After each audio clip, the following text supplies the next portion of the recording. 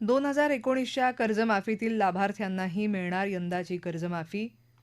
स्वातंत्र्यवीर सावरकरांना भारतरत्न देण्याची शिफारस करणारा ठराव हिवाळी अधिवेशनात आणणार विधानसभा अध्यक्ष नार्वेकर. ही होती विधानसभेच्या आजच्या कामकाजाची ठळक वैशिष्ट्य. स्वातंत्र्यवीर विनायक दामोदर सावरकर यांना भारतरत्न देण्याची शिफारस करणारा ठराव नागपूर इथल्या आगामी हिवाळी अधिवेशनात सभागृहात मांडला जाईल, अशी माहिती विधानसभा अध्यक्ष राहुल नार्वेकर यांनी सभागृहात दिली. मागील अधिवेशनातच असा ठराव आणण्याचं आश्वासन मंत्र्यांनी दिलं होतं. मात्र पावसाळी अधिवेशनाच्या अखेरच्या दिवशीही ठरावाचं कामकाज दाखवण्यात आलं नसल्याचा मुद्दा भाजप सदस्य सुधीर मुनगंटीवार यांनी सभागृहात मांडला होता. त्यावर आगामी अधिवेशनात हा ठराव घेतला जाणार असल्याचं विधानसभा अध्यक्षांनी सांगितलं. रामटेक येथील श्री राम मंदिर देवस्थान विश्वस्त व्यवस्था विधेयक 2026 विधेयक आज सभागृहात संमत करण्यात आलं.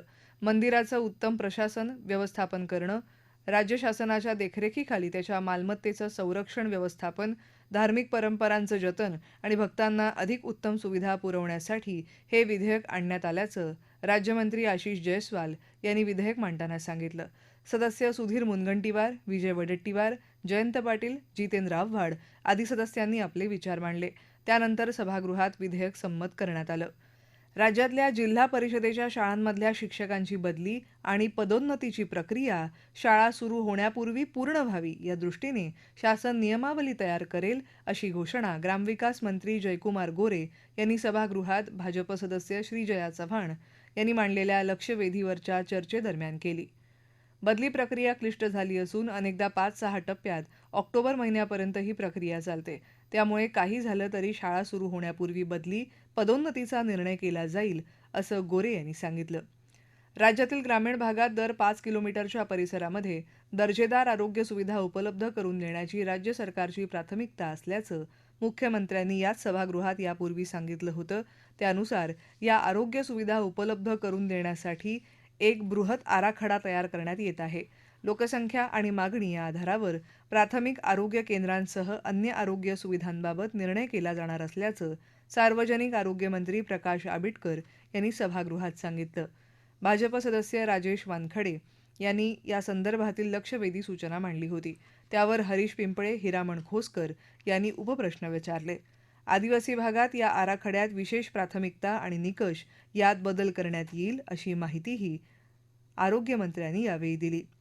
महात्मा फुले जनआरोग्य योजनेतील उपचारांमध्ये आता कर्करोगासंदर्भातील पेट स्कॅनचा प्राथमिक पातळीवरच समावेश करण्यात येणार असून कर्करोगासह न्यूरो आणि ऑर्थो उपचारांसाठी अधिकची रक्कम या योजनेमध्ये दिली जाईल, अशी माहिती आरोग्यमंत्री प्रकाश आबिटकर यांनी दिली. भाजप सदस्य प्रशांत ठाकूर यांनी मांडलेल्या लक्षवेधी सूचनेच्या उत्तरात ते बोलत होते. तर भाजप सदस्य मनीषा चौधरी यांनी ट्रस्टची रुग्णालयं महात्मा फुले जनआरोग्य योजनेत आणावीत, अशी मागणी केली. त्यावर सर्व प्रकारच्या धर्मादाय रुग्णालयांनी या आरोग्य योजनेत समाविष्ट व्हावं, असा सरकारचा प्रयत्न असल्याचं मंत्री आबिटकरांनी सांगितलं. रुग्णालयांकडून आकारल्या जाणाऱ्या मनमानी शुल्कावर नियंत्रण आणण्यासाठी उपाययोजना करण्यात येत असून भविष्यात राईट टू पेशंट आणि राईट टू हॉस्पिटल या संकल्पनांना बळ मिळून नागरिकांना दर्जेदार आणि माफक दरात उपचार उपलब्ध होतील. तसंच रुग्णांवर अनावश्यक आर्थिक भार पडणार नाही, असा विश्वासही त्यांनी व्यक्त केला. अल्पसंख्याक विभागाकडून उर्दू घरासाठीची नवी व्यवस्था उभी करताना ITI सारख्या अन्य संस्था हटवून ती उभारली जाणार नाही, याची खबरदारी घ्यावी. मुंबईत काही ठिकाणी असे प्रकार घडल्याचं विधानसभा अध्यक्षांनी प्रश्नोत्तराच्या तासात सांगितलं. अन्न आणि औषध प्रशासन विभागाने भेसळीच्या विरोधात उघडलेल्या मोहिमेनंतर दूध संकलनात 20 ते 25% घट झाल्याची माहिती मंत्री नरहरी झिरवाळ यांनी तारांकित प्रश्नावरील चर्चेदरम्यान दिली. भाजप सदस्य गोपीचंद पडळकर यांनी या संदर्भात प्रश्न केला होता. दिवंगत उपमुख्यमंत्री अजित पवार यांच्या अपघाताच्या संदर्भात सभागृहात चर्चा झाली. आपण CBIला याबाबत तपास करण्याबाबत पत्र लिहिलं होतं, मग तो तपास का सुरू झाला नाही, अशीही चर्चा झाली. CBIने हे स्पष्टपणे सांगितलेलं आहे. AAIBचा रिपोर्टही यात महत्त्वाचा आहे. तो आल्यानंतरच हा तपास आम्ही हातात घेऊ शकतो, त्याआधी आम्ही घेणार नाही. त्यामुळे त्याची वाट पाहतो आहोत. AAIBच्या अहवालाबाबतची माहिती घेतली असता ब्लॅक बॉक्समधील सगळा डेटा डाउनलोड झाल्याची माहिती आहे. आपण आज केंद्र सरकारचीही चर्चा केली. साधारणतः जानेवारीपूर्वी हा अंतिम रिपोर्ट येईल. हा रिपोर्ट आल्यानंतरच सगळं स्पष्ट होईल. या प्रकरणामध्ये केंद्र सरकारच्या विनंतीवरून परदेशातल्या तज्ज्ञांची मदत घेतलेली आहे. त्यामुळे दादांच्या पुण्यतिथीआधी हा अहवाल येईल. आपलं सातत्याने यावर लक्ष आहे. त्यामुळे कोणीही काहीही वेगळा विचार करण्याची गरज नाही. या प्रकरणातले सत्य बाहेर आल्याशिवाय आपण शांत बसणार नाही, असं मुख्यमंत्री म्हणाले. शिरपूर येथील गौण खनिज चोरी प्रकरणाची चौकशी करणार राज्यमंत्री डॉक्टर पंकज भोयर यांची माहिती. ओबीसी आर्थिक विकास महामंडळाच्या विविध योजनांसाठी पुरेसा निधी उपलब्ध, मंत्री अतुल सावे यांची माहिती. अल्पसंख्याक समाजाच्या सर्वांगीण विकासासाठी विविध योजनांची प्रभावी अंमलबजावणी, मंत्री नरहरी झिरवाळ यांची ग्वाही. छत्रपती संभाजी महाराज स्मारकासाठी 350 कोटींचा आराखडा, मंत्री डॉक्टर उदय सामंत यांची माहिती. ही होती विधान परिषदेच्या आजच्या कामकाजाची काही ठळक वैशिष्ट्य. ओबीसी आर्थिक विकास महामंडळाच्या विविध योजनांसाठी पुरेसा निधी उपलब्ध असून लाभार्थ्यांना नियमितपणे लाभ दिला जात आहे. महामंडळाकडे मुख्य कंपनी आणि 11 उपकंपन्यांच्या माध्यमातून निधी उपलब्ध असल्याची माहिती मंत्री अतुल सावे यांनी विधान परिषदेत दिली. सदस्य योगेश टिळेकर यांनी नियम 97 अन्वये अल्पकालीन चर्चेतून ओबीसी आर्थिक विकास महामंडळांना निधी अभावी लाभार्थी वंचित राहत असल्याचा मुद्दा उपस्थित केला. यावर उत्तर देताना सावे म्हणाले की महामंडळामार्फत थेट कर्ज, 20% बीज भांडवल योजना, वैयक्तिक आणि गट कर्ज व्याज परतावा, शैक्षणिक कर्ज व्याज परतावा, महिलांसाठी स्वयंसिद्ध व्याज परतावा अशा विविध योजना राबवण्यात येत आहेत.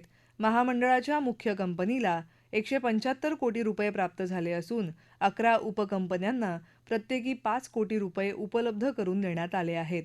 तसंच सन 2026-27 साठी अतिरिक्त 65 कोटी रुपयांचा निधी उपलब्ध झाला आहे. एखाद्या उपकंपनीला निधीची आवश्यकता भासल्यास मुख्य कंपनीच्या माध्यमातून निधी उपलब्ध करून दिला जाईल, असंही त्यांनी सांगितलं. सन 2025-26 मध्ये 3,993 लाभार्थ्यांना 21 कोटी 66 लाख रुपयांचं वाटप करण्यात आलं. तसंच सन 2026-27 मध्ये मागच्या 4 महिन्यात 395 लाभार्थ्यांना सुमारे 10 कोटी 68 लाख रुपयांचा लाभ देण्यात आला आहे. महामंडळासाठी बेलापूर इथे स्वतंत्र कार्यालय सुरू करण्यात आलं असून योजनांची प्रभावी अंमलबजावणी करण्यासाठी छत्रपती संभाजीनगर आणि नांदेड इथे लाभार्थी मेळावे घेण्यात आले. या शिबिरांना मोठा प्रतिसाद मिळाला असून JCB, tractor, taxi, truck, mini truck आदी व्यवसायांसाठी बँकांच्या माध्यमातून कर्ज उपलब्ध करून देण्यासाठी प्रयत्न करण्यात येत आहेत, असंही सावे यांनी नमूद केलं.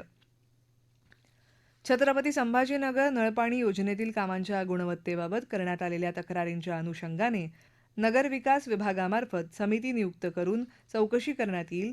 तसंच महिन्याभरात अहवाल सादर केला जाईल आणि योजनेच्या प्रगतीचा दर 15 दिवसांनी ऑनलाईन आणि प्रत्यक्ष पाहणीद्वारे नगरविकास विभागामार्फत आढावा घेतला जाईल, अशी माहिती उद्योगमंत्री उदय सामंत यांनी विधान परिषदेत दिली. विधान परिषदेत नियम 97 अन्वये सदस्य अंबादास दानवे यांनी छत्रपती संभाजीनगर नळपाणी योजनेसंदर्भात अल्पकालीन चर्चा उपस्थित केली होती. त्या संदर्भात ते बोलत होते. मंत्री सामंत म्हणाले की छत्रपती संभाजीनगर नळपाणी योजनेला 2009 मध्ये मंजुरी मिळाली होती. त्यावेळी प्रकल्पाची अंदाजित किंमत 359 कोटी 67 लाख रुपये होती. पुढील काही वर्ष प्रकल्प प्रलंबित राहिल्यामुळे त्याच्या खर्चात वाढ होत गेली. सुधारित प्रशासकीय मान्यतेनंतर प्रकल्पाची किंमत आता 2,740 कोटी 75 लाख रुपयांपर्यंत पोहोचली असून सध्या योजनेची 83.5% कामं पूर्ण झाली आहेत. या योजनेच्या कामांवर न्यायालयाचंही लक्ष आहे. न्यायालयाने नियुक्त केलेली समिती दर 15 दिवसांनी प्रकल्पाचा आढावा घेत आहे. जलशुद्धीकरण केंद्रासह काही कामांचा दर्जा निकृष्ट असल्याच्या आणि मंजूर साहित्याऐवजी अन्य साहित्य वापरल्याच्या तक्रारी गांभीर्याने घेतल्या जातील. या संदर्भात समिती नियुक्त करून संपूर्ण प्रकरणाची सखोल चौकशी करण्यात येईल. समिती महिनाभरात अहवाल सादर करेल.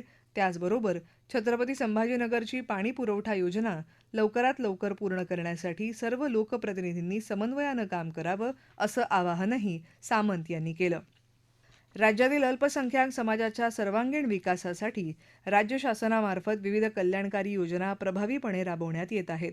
या योजनांच्या माध्यमातून अल्पसंख्याक घटकातील पात्र लाभार्थ्यांना आर्थिक सहाय्य, शैक्षणिक सुविधा आणि पायाभूत विकासाचा लाभ देऊन त्यांच्या जीवनमानात सुधारणा घडवून आणण्याचं काम केलं जात असल्याची माहिती मंत्री नरहरी झिरवाळ यांनी विधान परिषदेत दिली.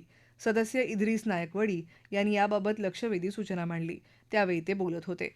मंत्री झिरवाळ म्हणाले की अल्पसंख्याक विभागामार्फत विविध योजनांवर सन 2025-26 या आर्थिक वर्षात 947 कोटी 74 लाख रुपयांचा निधी खर्च करण्यात आला आहे.